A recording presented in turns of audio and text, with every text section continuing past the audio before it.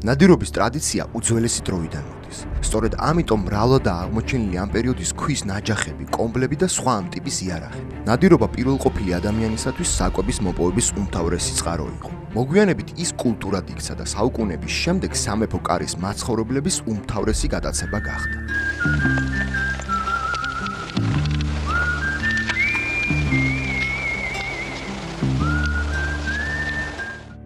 საქართველოში ნადირობის ტრადიცია და კულტურა საუკუნეების განმავლობაში მკვიდრდებოდა.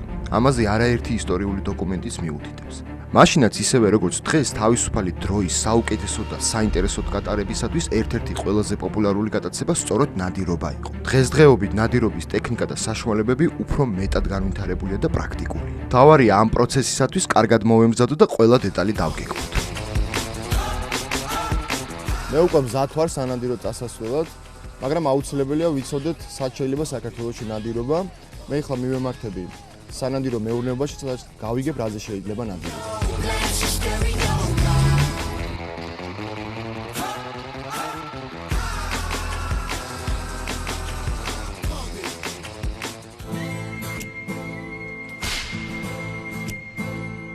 ნადირობის დაწყებამდე ჩაიცვით კომფორტული ტასაცმელი და შეამოწმეთ იარაღი. თუ ეს თქვენი პირველი მცდელობა ან ნაკლები გამოცდილება გაქვთ, უმჯობესია გამოცდილ მონადირესთან ერთად იყოთ, რომელიც ყველაფერს დეტალურად აგიხსნით.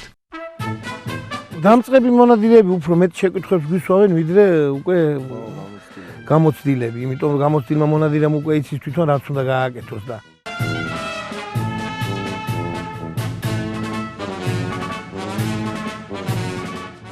როგორ მოვიყვანო მზადყოფნაში თოფი? მინდორზე რომ მიხვალა.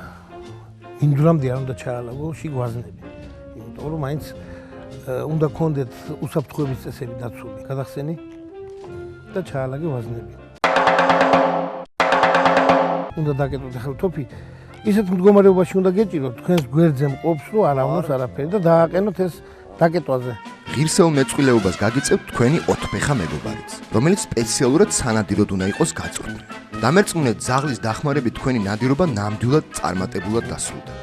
თან აზარტული არის ძაღლთან ერთად. ძაღლი მიგანიშნებს სად არის რა, როგორ ემზადები ამისათვის. ძაღლი გაუკეთებს ნაბულს, შენ უკვე მომზადებული ხარ, რომ აფრენის დროს როგორ უნდა ესროლ და ეს არის მთელი ამ ნადირობის ცერემონიალი და ყველაფერი სილამაზი ამ ძაღლთან ერთად ნადირობაში შედის. ძაღლს მიაქცია ყურადღება, მიდი, იარე. მიდი ჯადო, მიდი, იარე. აჰა!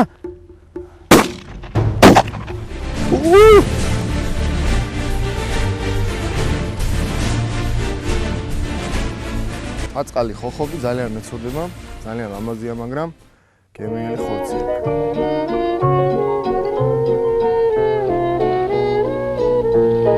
ნადირობის მოყვარულებმა აუცილებელია იცოდეთ, თუ რომელ ცხოველებზე ხდება საქართველოს ტერიტორიაზე ნადირობა. ბრაკონიერობა დღესაც პრობლემას წარმოადგენს. სწორედ ამიტომ არსებობს აკრძალულ ცხოველთა ჩამონათვალი, რომელზეც ნადირობა კანონით ისჯება. ანუ ხოხობზე გვაქვს და რთული. არის მიმომფრინველებზე ადგილობრივი, რომელიც არის მაგალითად შემოდის ქედანიდაც შეიძლება ლიცენზიის გაცემა. აი რაზე არ შეიძლება. რაც გადაშენების პირას არის მისულით, მაგალითად შველი, ირემი. დათვით ძალიან ცოტა არის, ჩვენი კავკასიური მურა დათვით ცოტა არის ჩვენთან. მაგაზე აკრძალულია გერჯერობით ნადირობა. ნადირობა უფრო მეტად დასამახსოვრებელი გახდება, თუ მოინდომებთ და თქვენი ნადავლით თქვენვე მოამზადებთ მისგან კერძს. ამრიგად სიამოვნებას იმ ადამიანებსაც მიანიჭებთ, რომლებმაც ნადირობაში მონაწილეობა არ მიიღეს. თუმცა აინტერესებთ თქვენი ნადირობის შედეგი. ჩემი პირველი მონაპოვარი